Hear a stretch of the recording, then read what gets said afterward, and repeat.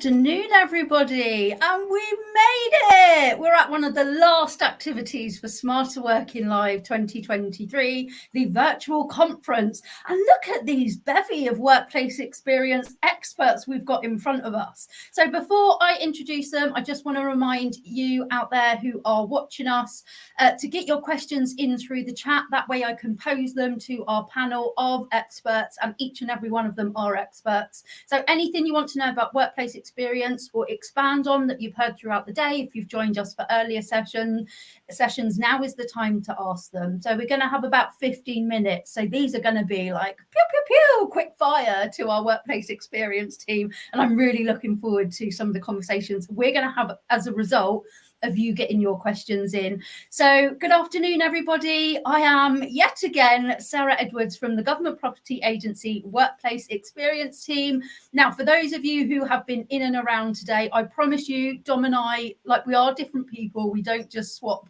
hair and like give you a different person who's presenting. You haven't seen us in the same room at the same time, but yes, I can guarantee you we are separate people living separate lives. So I want to just do a quick welcome and intro to each of our panel members, because like I said, we are packed to the brim with workplace experience experts today. So Kate, can you just give us a quick hello and tell us who you are and what your role is in the GPA? Yep, sure. Hi all, Kate Guthrie. I'm the Deputy Director for Workplace Experience, and I'm also the Programme Director for Smarter Working. Lovely. Stuart? Hi everyone, I'm Stuart Watts, part of the Workplace Experience team, previously running the Smarter Working programme and now leading on customer insights. Lovely. Leah? Hi everyone, I'm Leah Jones. I'm the Head of Smarter Working and Customer Insights. Thanks, Leah. Anne? Good afternoon, everyone. I'm Anne Burt, Head of Business Change for the Smarter Working Programme and co-organiser of this amazing event with Sarah. Thank you. And last but definitely not least, Rachel. Hello, Rachel Napier, Head of Customer Experience. Oh, lovely. And just before we get started, I love the way that we're stacked on the screen today. It's like if I look down, I can say, hello, Rachel. Like we need to play that Celebrity Squares game. Yeah, loving it. Absolutely love it. So let's start off. I want to ask some questions that came up in some of the panels that we had over the afternoon. And for you guys out there watching, what I'm going to do is ask a question, and then our panel is going to do a quick hands up, and that's going to indicate who's going to answer it. So this will be really interesting to see the wealth of knowledge and experience that we're going to bring out of these guys as we go through. So our first question is... So we had a question from the panel earlier today, and it said, as a change practitioner, this person was interested to know thoughts on the importance of organisations having a dedicated change team. Now, I'm pretty sure I know who's going to stick their hand up first to answer this. No. Yeah. Anyone else is welcome to jump in, but that's a great question. Probably more of a sort of theoretical change question, I think, but having change resource, I would say, is absolutely fundamental to any project, because you need to have that connection with the people. It can't just be done to people. You have to take them on the journey. If you've got the luxury of dedicated change team, brilliant. If not, though, having people from the organisation represented is the most important thing, I say. So you can train people up from within the organisation to be change practitioners, and they'll have that extra authenticity, that connection with the people that you're working on the change with. So I say either way, just making sure that it's recognised that it's integral to the success is the most important part. And I can see Kate desperate to come in.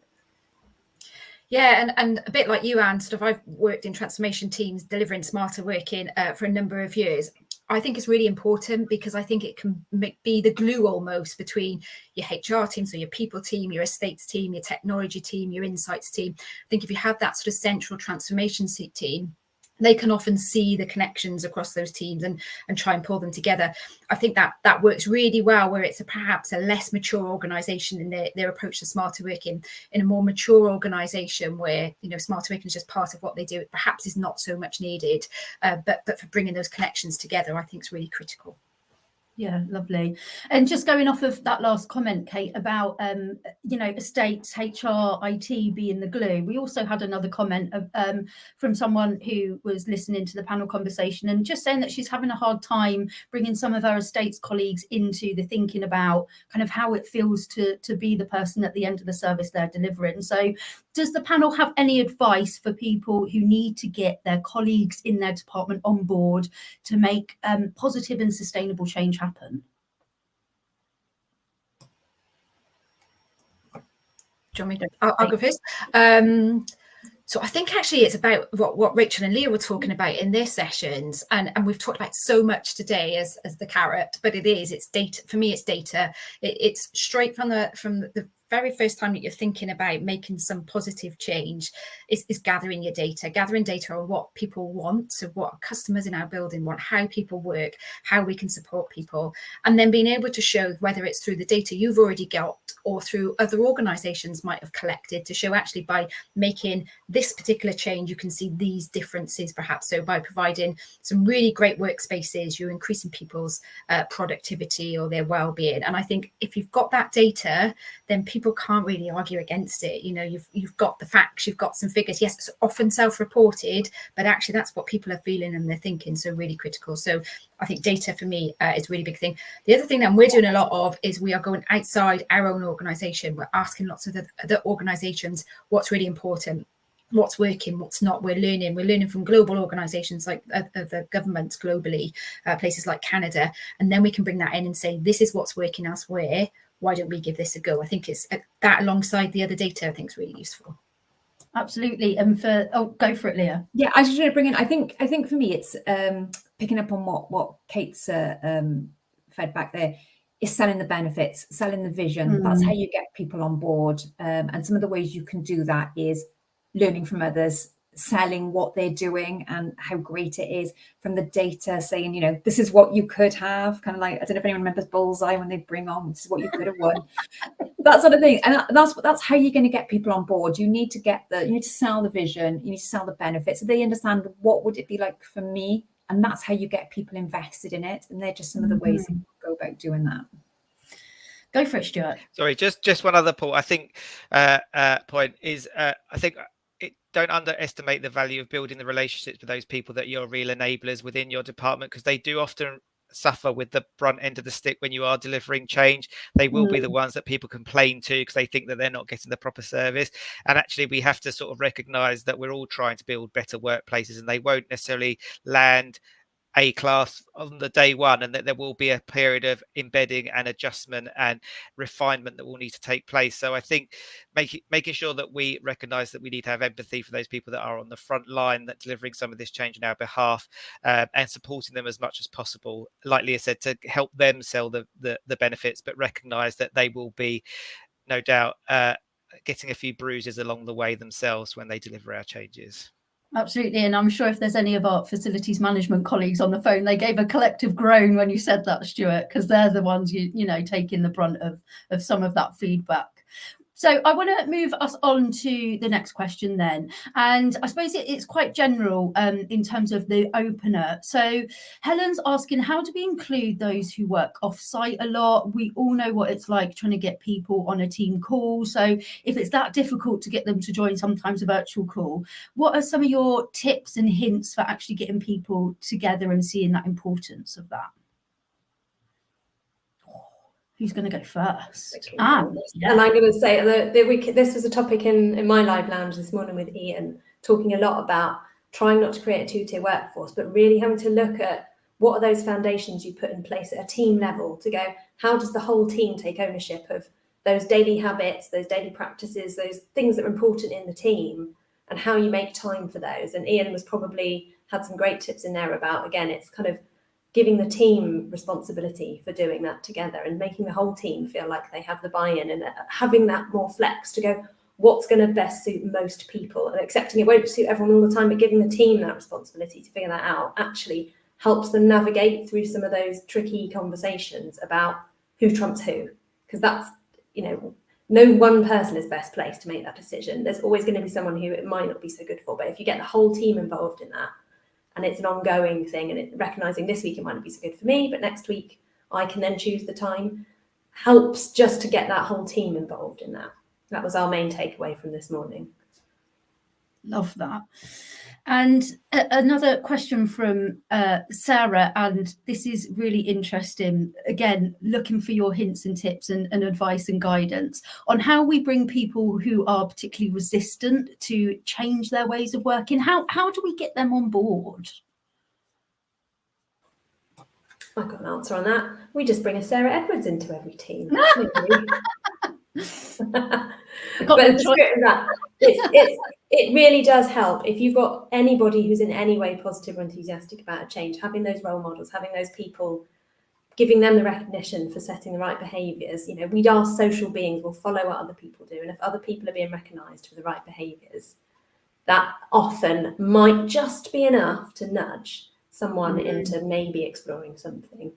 Kate, I could see you were about to jump in. I was going to say exactly the same point. So I was going to say, you know, finding and using change champions or what change advocates or whatever you want to call them, but those people within an organization, and everybody knows them, and we know that Sarah's one of them, that can influence others by their passion and their commitment to things, or just by being, you know, friends. You know, there's somebody's friends. Oh, if they're interested in, you know, if they're accepting the change, then maybe that means I should as well. So yeah, change champions, I think, is always really critical. Plus, going back to that point we said earlier, showing the benefits, showing, you know, using data to back things up, explaining to people why, you know, why we're changing, and I guess celebrating, you know, the successes at the end of it, but also recognizing that it's not always going to go perfectly swimmingly, and that we need to keep adapting and not stick to the same sort of path. If things don't work, they don't work. We need to keep adjusting and changing. Go on, Stuart. Sorry, I was just going to do a shout out for those people that might be slightly reticent, really, because I think we always acknowledge the fact that it isn't a one size fits all, and there is something about people playing to people's preferences, and they have got to be allowed to choose the best way that works for them. What I would say to those people that are maybe more reticent is perhaps try something you haven't tried before to see if you can make it work for you. It's the trying, I think, is the important bit, because if you recognize that it is making you less productive, then feel free to sort of lean into your preferences. If it's disrupting somebody else's working day, then you might need to adjust. But if you're trying to find the best way that works for you, then maybe just try something else to give it an opportunity to see if it might be any better. But recognize that everybody is slightly different. So, you know, if we get 80% of the organization working the way that we intend them to, you know, I think that's a massive win. We're never going to convince everyone or 100% of an organization to buy into this in its totality. And change is hard, right? It's really hard to do. It's really hard to be a part of. So again, I think that you know, it sometimes feels like a bit of a cop-out to say there's no one size fits all. Okay, well, how do we do this then? And I think some of the tools and advice Jazz was giving in the earlier panel about the team charters, about having that team discussion, put it in that wrapper that Anne gave us about, well, make it a team discussion, make it a shared responsibility that kind of we can help each other through this. It's okay to feel like this is really difficult at the moment, as long as you've got someone to express that to. That usually makes a big difference. We're rapidly running out of time. So I wanted to just cover one of the points and from one of the most recent questions about the data that we're collecting, because it's been not only a strong theme in the previous sessions, but all throughout today. And Leah, I'm just wondering if you could just sum up some of that workplace experience data, how we're collecting it, and then what we do with it. So how we're collecting it is we're working with departments across government. We're going out surveying departments, understanding their workplace experience. We've amassed quite a huge amount of data so far. So we've got survey responses from over 45,000 civil servants. What we're doing with it, we are looking at it down at team level, start to design spaces within buildings. We're looking at it building level to understand what we need to improve in buildings, whether it's shared spaces, whether it's services, whether it's understanding occupancy. And then we are looking at what we've amassed across the entire of the UK. And then we're looking at civil service trends, understanding whether people are more individual, whether they're more collaborative, what's working well at home, what's working well in the office, what are people struggling with in the office. We're finding activities that need acoustic privacy are struggling more in the office. Can we tweak those designs in the office and provide spaces that better cater for that to make the experience even better? We're understanding how trusted and empowered people are, how smart, working, mature they are. So there's a huge amount, and we're looking at it through different lenses, either as the whole or kind of using that microscope then to focus in. where we need to get as much value as we can from the data. Hope that sums it up. That was a real quick run through of how we're using data. It was, but it was absolutely fascinating, Leah. Thank you for summing it up so concisely. And then I just want to close with a final question for Rachel. And again, as you guys know, if you've seen me host anything, I love to monopolize asking the question. And I just want to finish with one last one for Rachel. And this is one that I've had on my mind for a while. So Rachel, as you're the person that's kind of dealing with clients and customers of government hubs, but also kind of looking at how we can best help them through some change management to make sure their ways of working are fit for purpose in those government hubs. If you had a workplace experience or customer experience magic wand, and that was able to grant you one wish to make building users' lives better, what would that one thing be that you would wish for? Just one thing. Yeah, oh, Rachel, I know, just one. Oh gosh, now I can't think of one thing. I think for me it's about everybody just wanting to be part of the community. You know, that's really, really key to any workplace experience. I think having that connection to the people around you and connection to place. Actually, everyone just being empowered and trusted so they can go and do that work without having to worry about that sort of presenteeism. So I think actually that's probably my big wish, is if you've got that trust and empowerment, then actually unlocks so much else. Amazing. Thank you so much. So if we didn't get round to your question, I'm really, really sorry. We were jam-packed in for that 15 minutes, weren't we? We could do this all afternoon, but we've got lives to be getting on with. So what I will do is leave our multi-user email address in the chat box. If your question didn't get answered and you want us to respond to you, please forward your question onto that inbox, and we'll very happily get a response to you. But right now, thank you so much, Kate, Stuart, Rachel, Anne and Leah. You've been fantastic panelists and fantastic help throughout the day. And even more massive thank yous to you out there watching us and getting your questions in. The panel wouldn't have anything to respond to if you lot weren't such a community and so engaging and wanting to peel that knowledge and experience from each and every one of these workplace experience experts. So I know Dom is waiting in the wings to do a final closer. So everybody sit tight. Dom is going to come up next with some few closing words. Thanks all. Thanks all.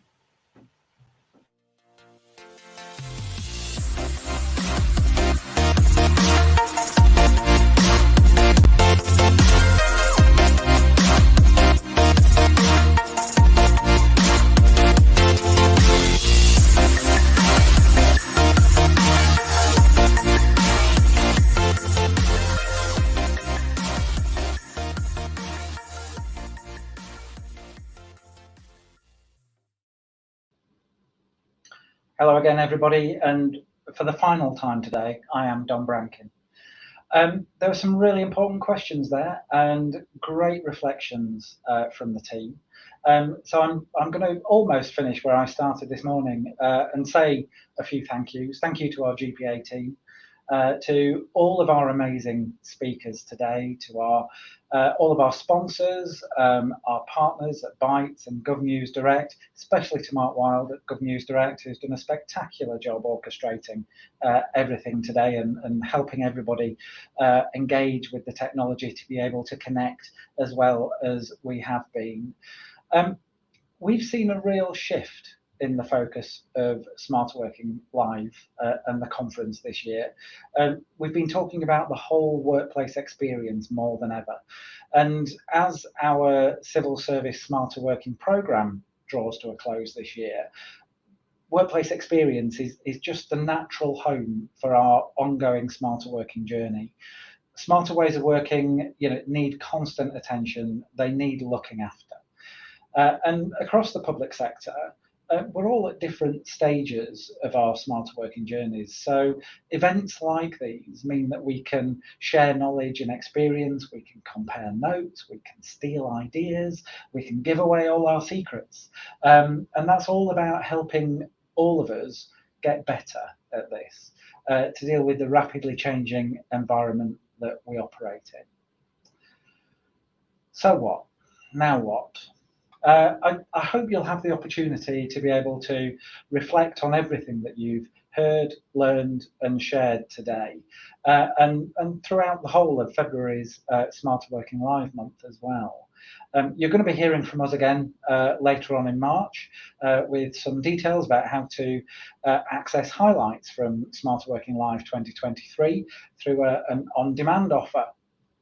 I assume we'll be calling that Smarter Working Live Plus. That seems to be what everybody else does. So look out for that, and do please share it with your networks and with your colleagues.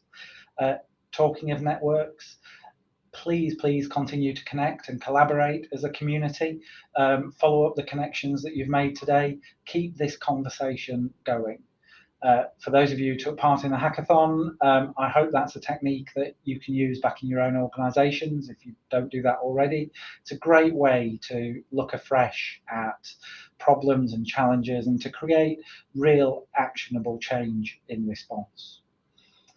No doubt some of you might be wondering what's going to happen next year. Well, we want to make sure that whatever we're doing in the future, we're hitting the mark and delivering the content that works for you, bringing you the right range of speakers and addressing the topics that are important to you and your organisations.